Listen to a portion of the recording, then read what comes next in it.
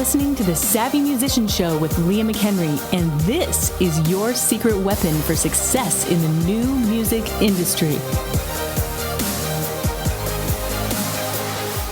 Welcome to the Savvy Musician Show. This is C.J. Ortiz. I'm the branding and mindset coach here at the Savvy Musician Academy.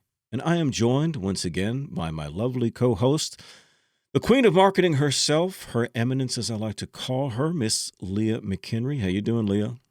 Good. It's super great to be back and talking about the music business, marketing, all these things. I'm just happy to be here sharing. Well, and that is kind of a mouthful to say because you've got about, I don't know how many things right now that you're kind of focused on. And you've got a candle business, which we won't go into the details of all that, but that's just kind of taken on a life of its own. And now you've got this other empire to have to manage. Yep. Yeah, that's number 3. So, I mean, we can come back and circle back to that at some point if people want to know the updates. But yeah, it's kind of taking off. It's going bananas. I wasn't expecting that. I thought it'd be this little side thing I did for fun, and it's really growing like crazy.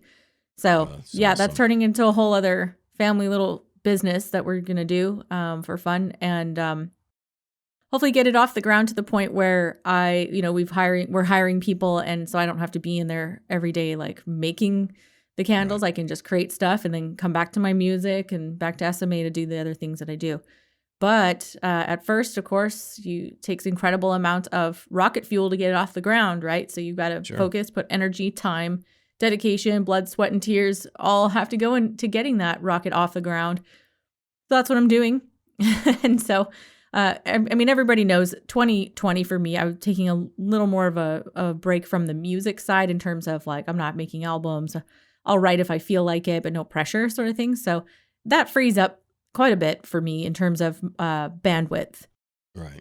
And then we have Savvy Musician Academy, of course. So, and we're building that out too. So where it's not 100% completely dependent on me as well, because I'm finding out where my skills really lie in what I'm really good at is creating new things, creating constantly, whether it's new products or updating the products or the programs we already have, doing research, those kinds of things that are a lot more in the product development side of things rather than in the maintenance side of things. So that's really where I need to be. And it's the same thing in the little candle business that I have that's just getting going. My best energy is spent creating new stuff, new collections, new scents. And I really feel like it's the same thing for most musicians. A lot of you are going to be the same, where it's like your best energy is spent creating new things, new music, new merchandise, new stuff. And so that's where, one day down the road when things become a little more financially viable and you've got regular income, having an assistant and having other people to fill in some of those other gaps where that's not where your best time is spent. It's not the thing that only you can do. Somebody else can certainly do those things. And I think that's where you're going to see a lot of progress and that rocket really will take off when you get there, because now you're utilizing your genius zone. And I really do believe in that genius zone and being in your flow, being in your giftings, doing the things that you're really good at rather than doing the things you're mediocre at or not good at all. And at the beginning, in this candle business, I am the one doing all the stuff I don't really want to do. I don't like pouring candles for 8 hours a day. That's not my deal of fun. I like it. Making a few is very therapeutic, so sometimes you start off doing the things that you don't want to do or love to do out of the gate. And that's okay. So I don't want anybody to feel discouraged, like, oh, I'm not doing the things that only I can do. But, that's how it begins. That's always how it begins. And that's okay. So unless you have crazy amount of capital to begin with and you can hire people out of the gate, you are going to be in that position. But just know that you don't need to stay there. And the goal is grow to the point where you can introduce somebody else in that position so you can go do the only thing or the thing that only you can do. I'm always mixing that up. Doing the thing that only you can do. Only you can create the music. Only you can be the creator in this, unless, you're collaborating with other people. And then that's the way it is. So anyway, sorry to go down a rabbit trail here, but I think that you did. And maybe people want to know. I don't know. My life is Well, strange. yeah, I mean, I'm just glad that you knew it was a Savvy Musician show that you were on today because of Yeah. all that's going on. You want to be like that artist who's tours so much and they show up in Cleveland and they say, "Hey, Dallas," Yeah. Oops. So Sometimes I wake up and I'm like, oh, what year is it and who am I? I really don't know. Mhm. So it happens. It happens.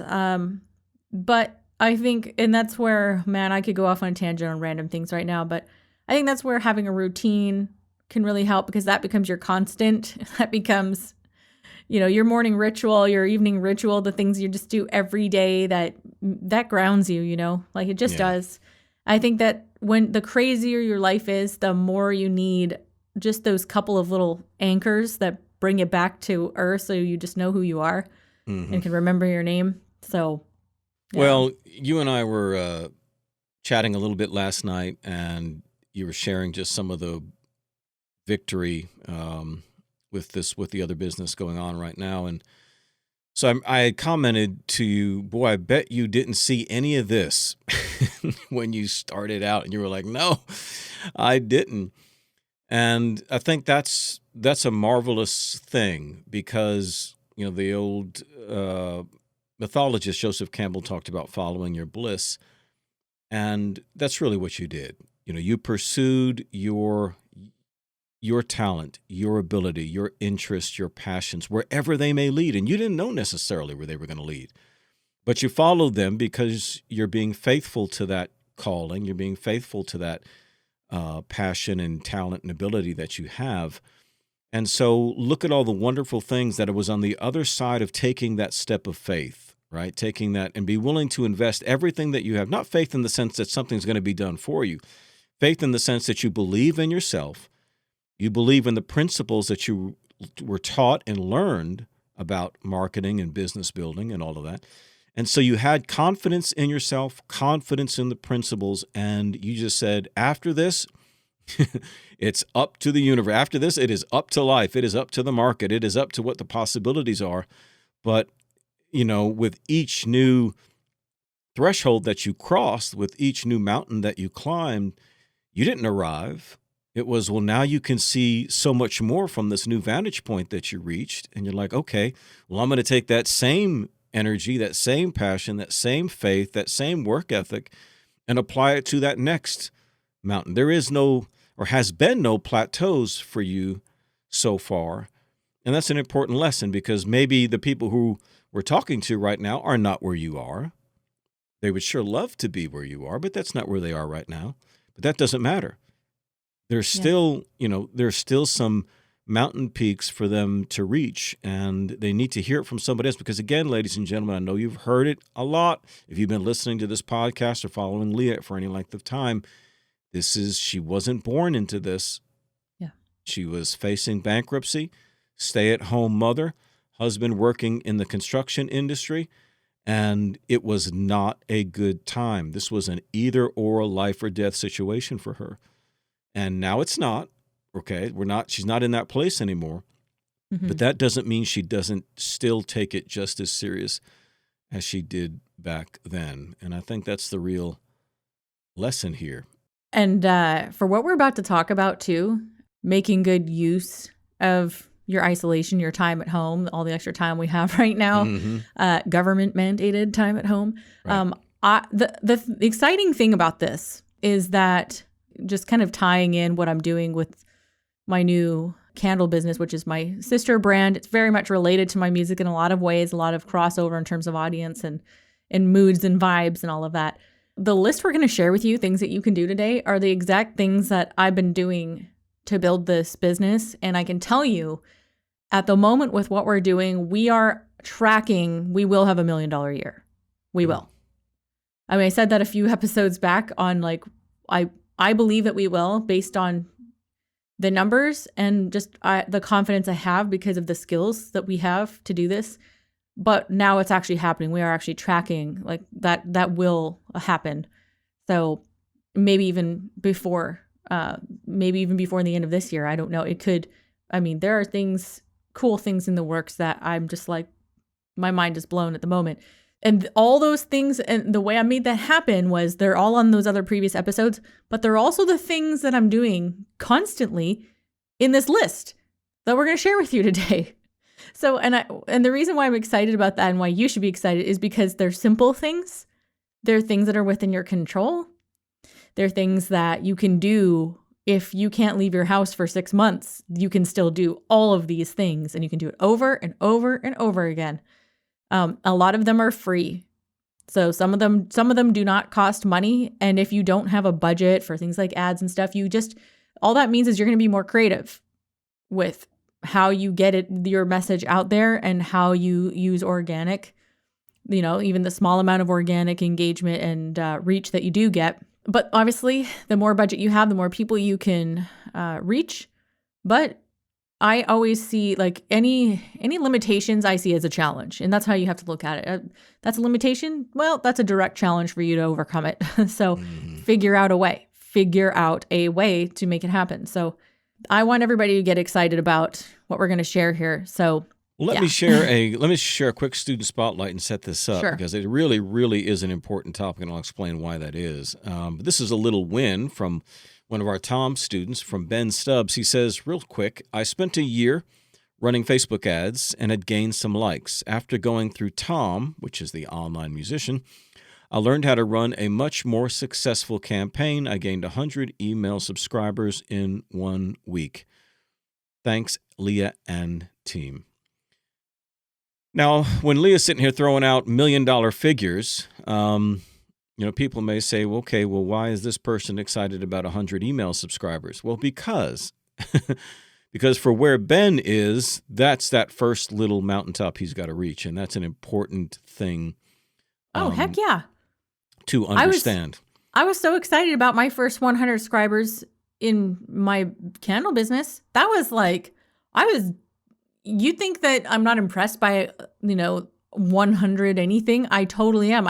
I'm doing jumping jacks for joy, and I was so excited about that. That never underestimate the power of just getting your first 50 people, 100 people. But then it's like, let's double it. Okay. Yeah, so that's like I tell people whenever we talk about Facebook engagement, and they'll say, well, I don't want to post much because I only get I've got so many thousand followers, but I only, 250 people have seen it. So it just doesn't add up. I said, well, unless I put 250 people in your house. Yeah. Suddenly it's a lot of people. Suddenly it's a lot of people.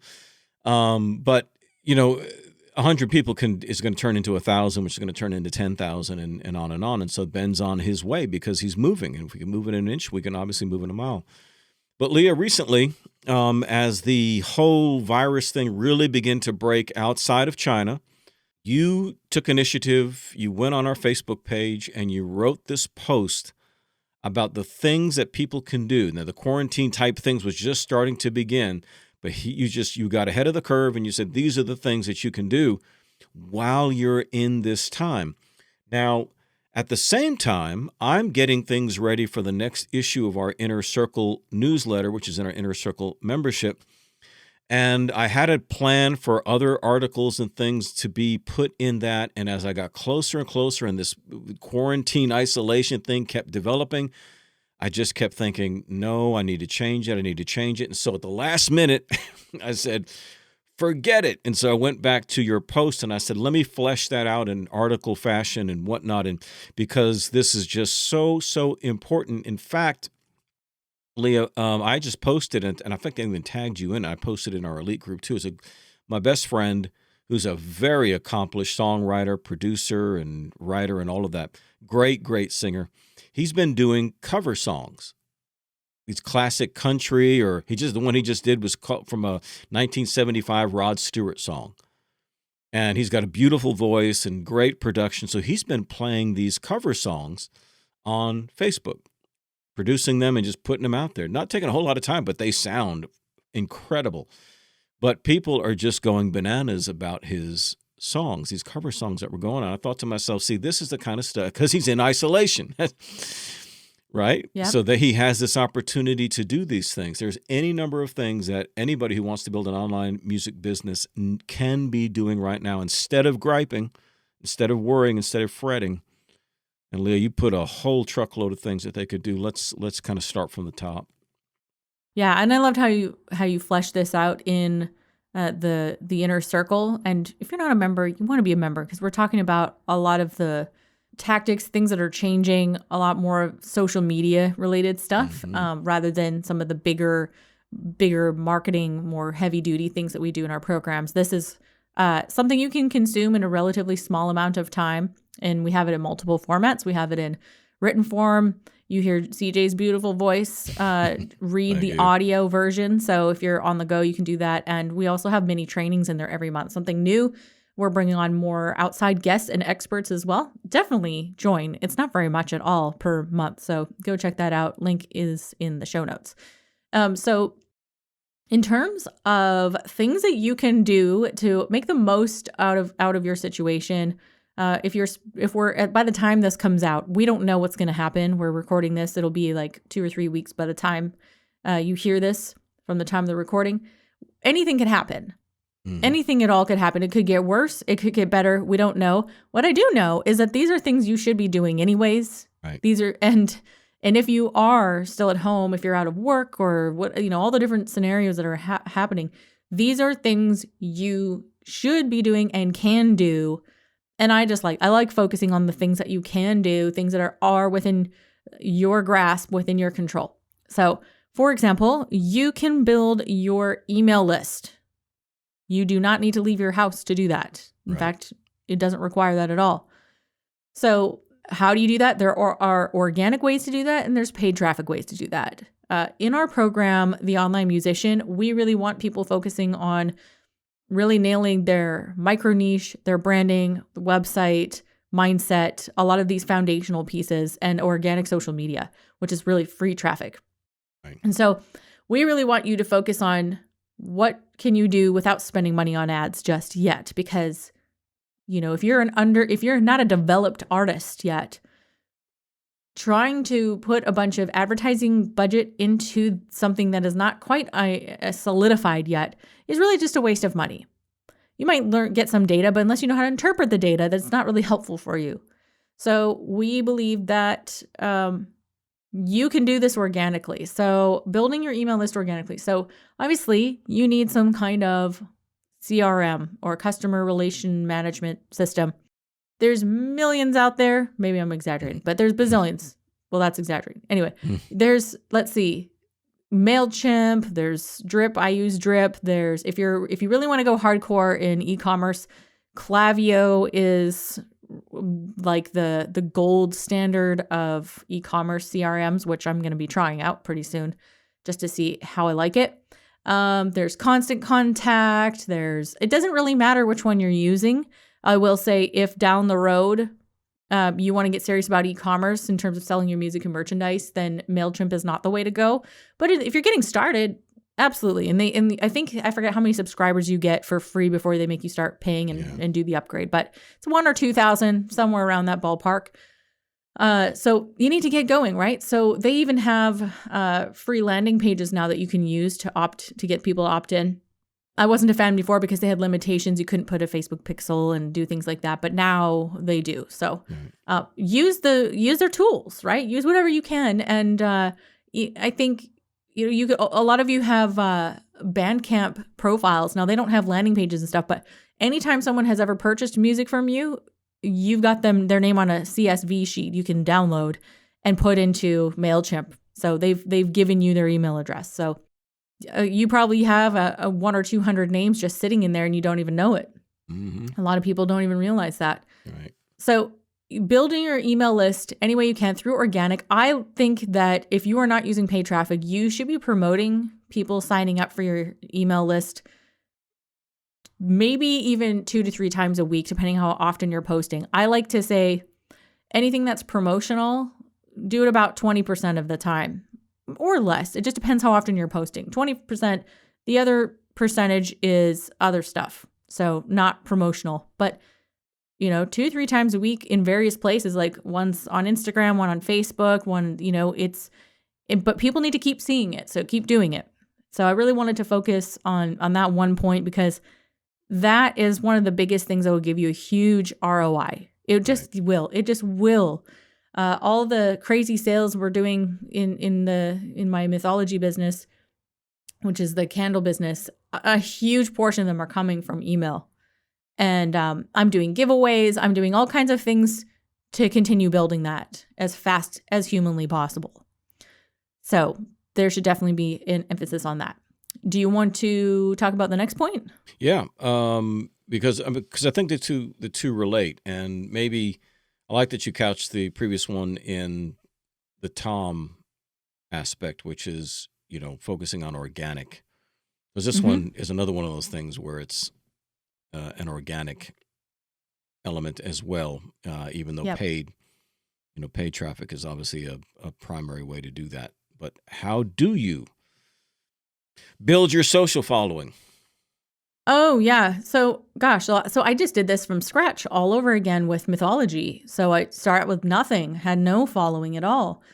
Obviously, you have to have those accounts. I'm seeing a lot happen. So I'm building my Facebook page and I'm building my Instagram. I do have a YouTube channel where I'm putting customer testimonials, and I eventually plan to do some maybe vlogging and stuff. But starting from zero, absolutely nothing.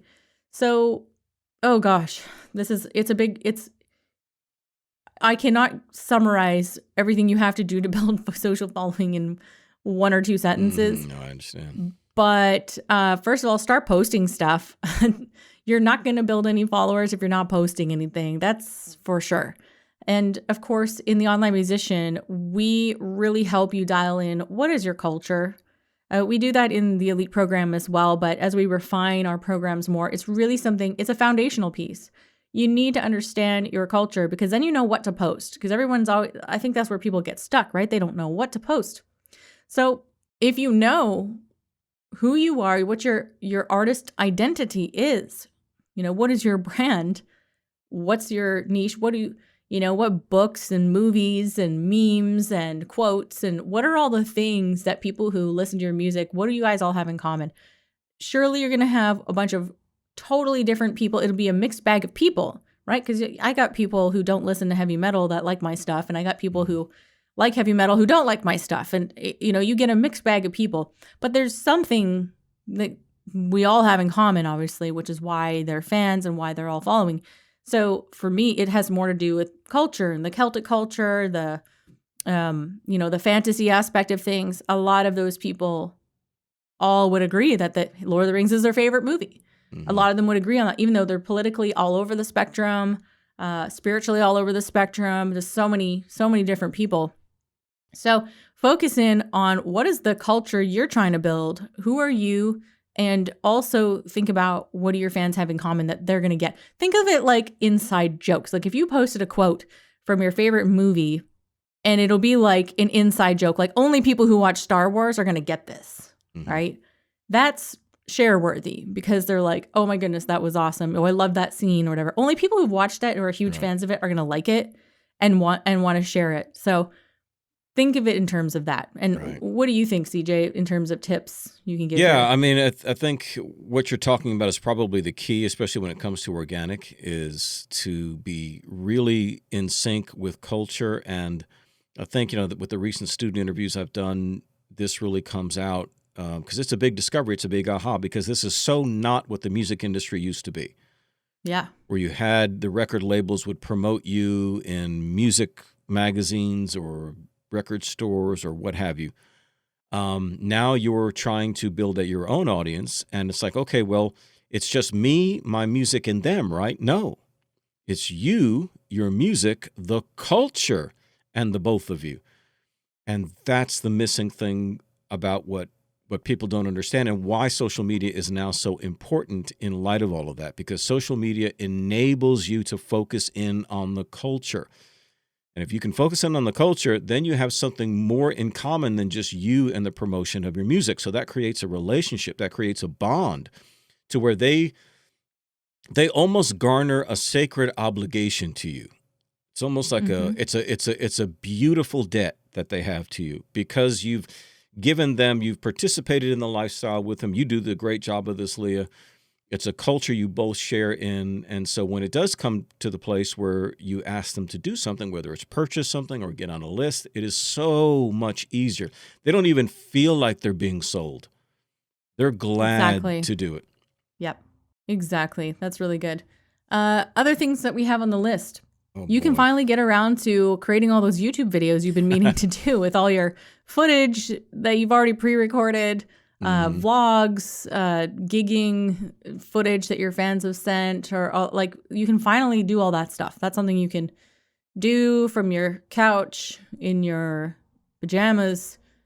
And it's something productive that's going to help build your brand awareness. This is a almost irrelevant footnote to that. I saw a news story the other day, which I thought was funny. In light of the isolation from the virus, retailers were saying, I think it was Target or something, that sales for just tops were saw that. way up as opposed to bottoms. So it just goes to show you people are broadcasting.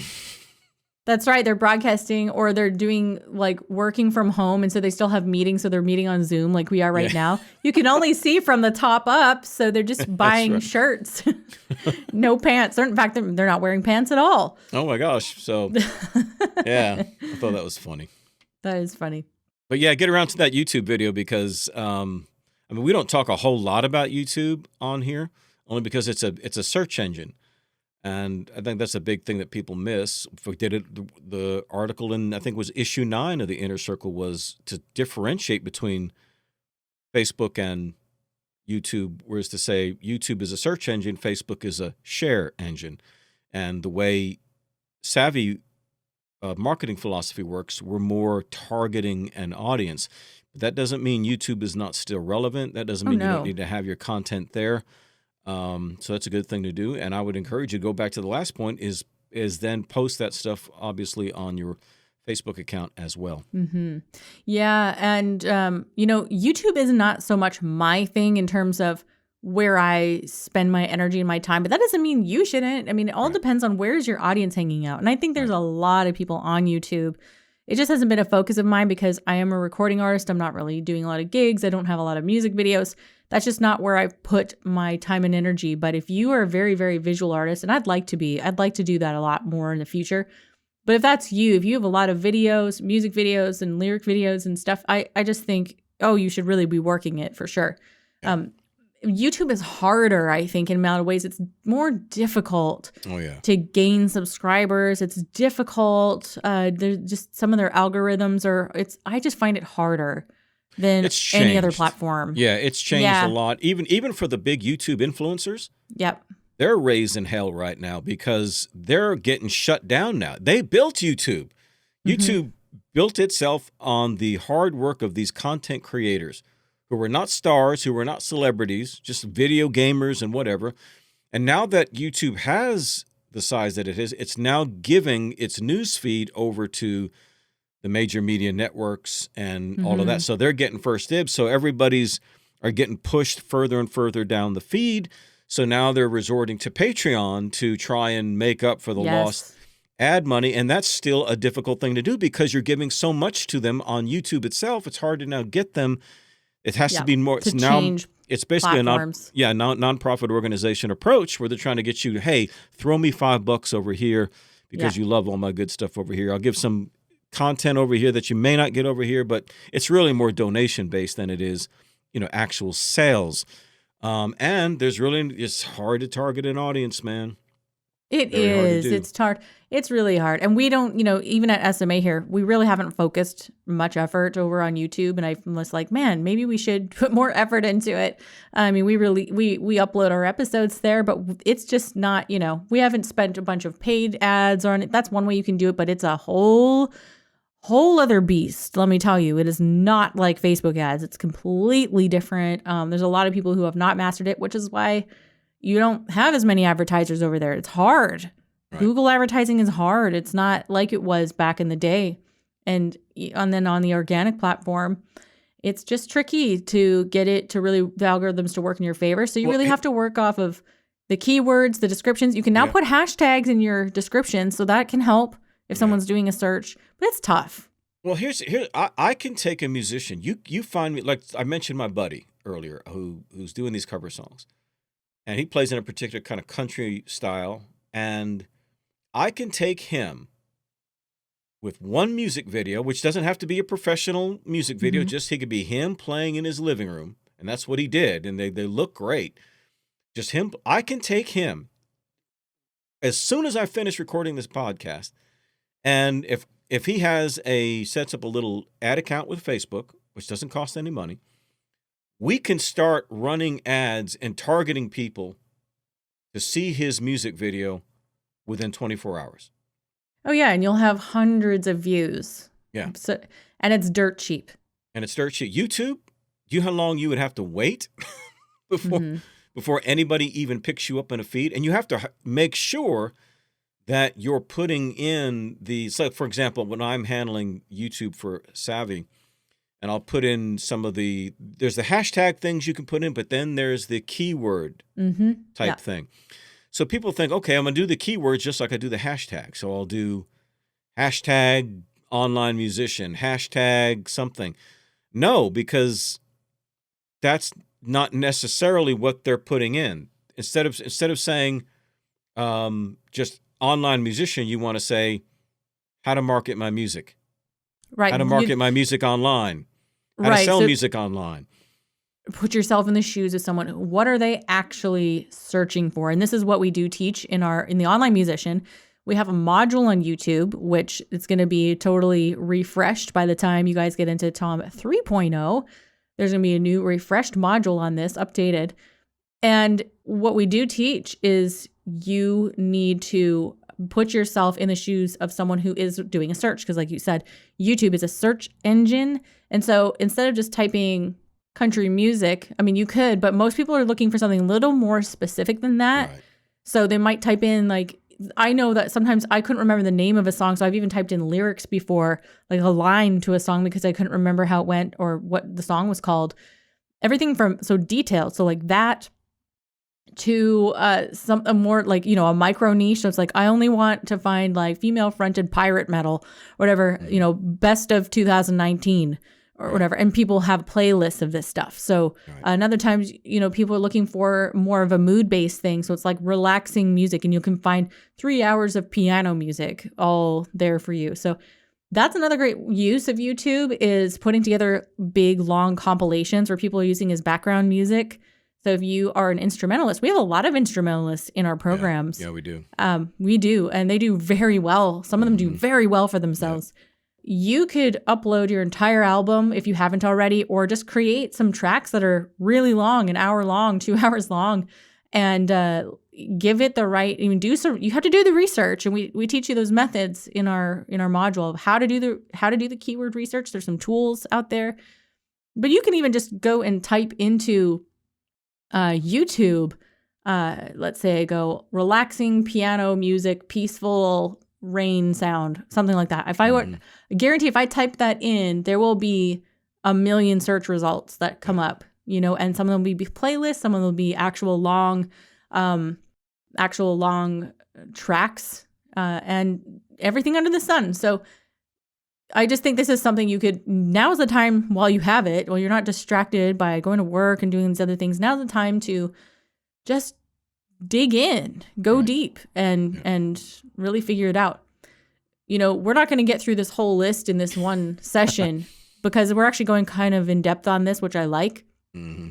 So maybe we continue this on a part 2 pretty soon. Yeah. Okay. So obviously, as artists, very concerned about performance and putting out their music videos and all that kind of stuff. But when we're talking about making money in an online music business, Leah, e-commerce plays such a major role. Your side business now is exclusively an e-commerce business. Doesn't even have anything to do with the music. But what brought you to this place, obviously, was being very successful in tying the e-commerce element to your music brand. So that leads us to what people can do with their e-commerce aspect to their music business during this time of isolation. That's right. So, and I will say, this is the crazy thing is, I've launched this business officially right at the beginning of the pandemic, which was not the timing I would never have chosen that. That's what happened. And it has not stopped sales. We'll put it that way. It has not stopped sales. It's, like I said, it's going bananas. I think there are reasons why people, some people have a little bit of discretionary income. Not everybody's lost their jobs either. Right. But the way they're spending their money and where they're spending it is different. Right now, Amazon, as we record this, is only shipping, quote, essential items right now. So everybody else who's shopping for designer shoes and coats and stuff, that's all being delayed. So you will not, and they're not really focusing on shipping any of that stuff, which means that everybody who would be searching for those things, they're now going to have to go off of Amazon to look for that. Mm-hmm. So they're people who would normally buy music, physical music or vinyl and merch and t-shirts and stuff. They can't buy it on Amazon right now. So they're going offline. I mean, not offline. They're going off Amazon and they're going to look at other e-commerce shops. This is good news for you and me. Mm-hmm. It means that we actually have a lot more opportunity at the moment to really lean in. Mm-hmm. We can lean into it rather than taking your foot off the gas. Well, I guess nobody's spending money. No, there's a huge percent of the population that are still spending money. They're just picking and choosing. And it might be lower ticket items, So I think the reason why even our candles are taking off during this pandemic and during this crazy economic shutdown, we're still it's going crazy. And I think the reason is because people still view small luxuries as a necessity, right? Like I've said to you before, CJ, I think people still buy lipstick right now because it's only, it's less than $10. People still buy the little things that bring them comfort. They still buy alcohol. The alcohol stores, the liquor stores are still open. Oh yeah, it's an essential. It's an essential. Hey, you can clean with it, so it kills the virus. So you're good if you got a lot of vodka in your house. You're really making a great point because I used to say because you and I share something in common, which is these monster work ethics, and of course now that my kids are grown, unlike yours, are still at home, my quote unquote extra time went into just more work, and so people are like, well, you need some time off, and I'm like, well, you know what? I take mini vacations. That means I may just disappear in the middle of the day for 2 or 3 hours. And for me, meeting with somebody like for lunch and just talking like you and I talk offline, it's is refreshing, to me, right? It's very, very refreshing.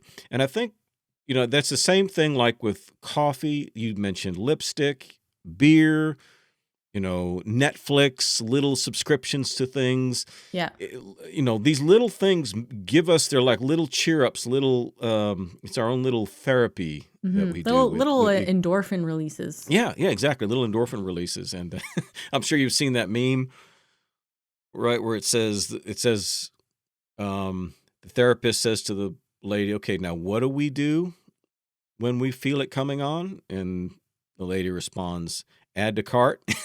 Therapist goes, no, we don't add to carts. Retail therapy, right? Well, that's a real thing. It really is. It totally is. So I think because I was really flabbergasted when the pandemic hit and we had already planned this pre-order and we had just launched and we're like, oh crap, what's going to happen? This is really uncertain now.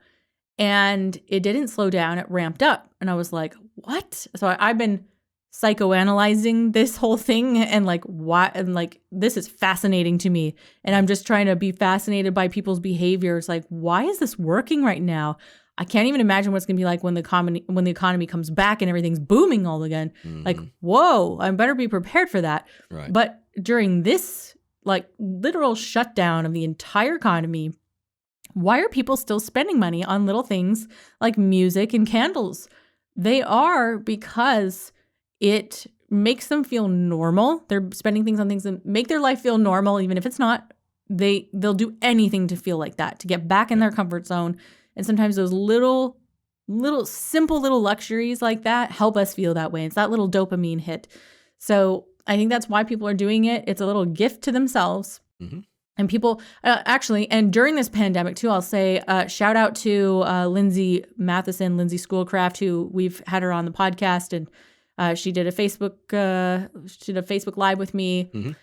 She recently, this last weekend, she's doing a new harp album, and her and I text back and forth because we're also friends offline, and she was asking me about, or telling me about her plan to do this little vinyl album launch during this time. She was a little bit nervous about it, but she sold out of all her vinyls. That it was like a limited edition thing. I think it was in less than 24 hours or less than 48 hours, somewhere in a really, really short time. And she's like, it more than funded the whole rest of her album. So it was just like, holy cow, like people are absolutely spending money. Your fans are still spending money somewhere. Might as well be you.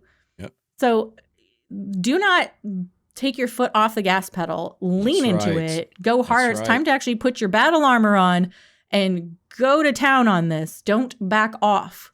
So that, I mean, if Lindsay, who's, she has a very, very specific niche, she doesn't have a huge email list. She's growing it, but it absolutely, she got a huge ROI out of it. She was texting me. She was so happy about it. I was so happy for her. That should tell you, like, you can do this during this time. You can actually be profitable during this time. I got to highlight that because, back in our day, Leah, we would call that was a prophetic message right there. In other words, it's something that needed to be said, and there's somebody or a lot of people listening to this right now who need to hear that lean in message, because that's not what they're doing. They're holding back. They're fearful. They're speculating instead of saying, no, that you're projecting that if you're in a bad situation, then everybody else is in a bad situation.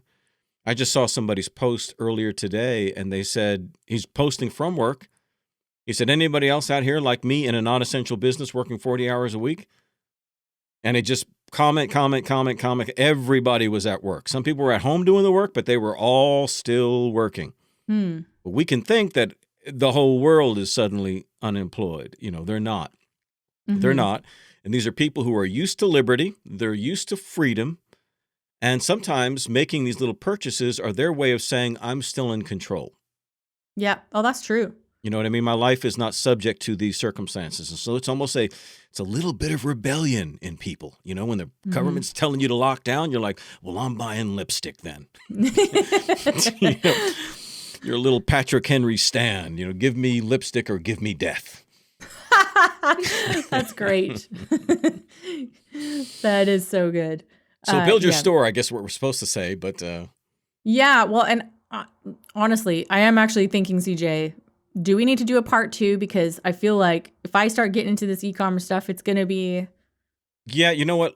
That's a fact. We're going to make an executive decision right now. We're going to change because she and I already worked out what we wanted to do. So we're going to not be able to cover everything on the list. We're going to do that in the next episode. And then we've got something else after that about entrepreneurship that's going to blow your mind. So let's just continue on this train of thought. So before we jump into then, we'll push the e-commerce element into the next episode, and we'll go even deeper on some of these things. But I just really feel like somebody needed to hear that today about leaning in during this time. And you heard Leah's testimony. And just if you think that she's unique somehow, it's Leah and everything Leah does turns to gold. Well, then we just shared Lindsay's testimony too. Right. What happened with her. And she's still less than a year in Elite. She just left a major touring international heavy metal band. So she took a huge risk going on her own.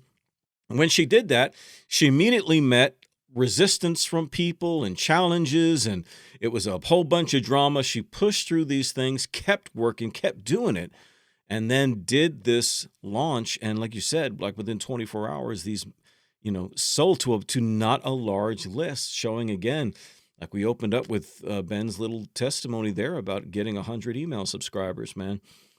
You can make a difference. It's all where it begins. Yeah, guys, lean in, put your battle armor on. It is not time to back off. You go and press forward. That's the call, and we'll continue that into the next episode. We're going to continue on that note. All right, guys, once again, please leave a review for the podcast. We so appreciate when you take the time to do this. We read those reviews in our meetings. They're very important to us. Keep in mind that we've got a Tom 3.0 launch coming soon. So you want to do what you can to keep up with that. Go to explodeyourfanbase.com. Leah mentioned earlier our Inner Circle program, which is at savvymusicianacademy.com/Inner Circle. And there's more stuff too, but I'd be burying you in URLs right now. That's just because we're staying extremely busy here at SMA because, again, we want to serve you and help you create that online music business. Never been a better time. Doesn't matter what's going on right now, and still never been a better time. So stay tuned for the next episode. We'll talk more about what you could be doing now during your isolation. Leah, thank you again. Thanks, CJ. We'll see you guys in the next episode. This episode is sponsored by the Online Musician 3.0, the upgraded version of the flagship music marketing course from the Savvy Musician Academy. This cutting-edge music marketing course is set to release soon, so sign up now for our waiting list to receive up-to-date information at explodeyourfanbase.com. Billy Corgan of the Smashing Pumpkins recently said in an interview, "If I was going to give you 60 seconds of advice, I would put your whole focus into reaching people through the internet." There's no better way to start reaching your ideal fans on the internet than by the Online Musician 3.0, which covers cutting-edge topics like mindset training, branding secrets and tutorials, creating a website that converts, Instagram for musicians, YouTube for musicians, using and leveraging Facebook groups, monetizing your music, creating a successful album launch, and much, much more. If you're ready for your next level in creating your own online music business, then sign up now for our waiting list at explodeyourfanbase.com.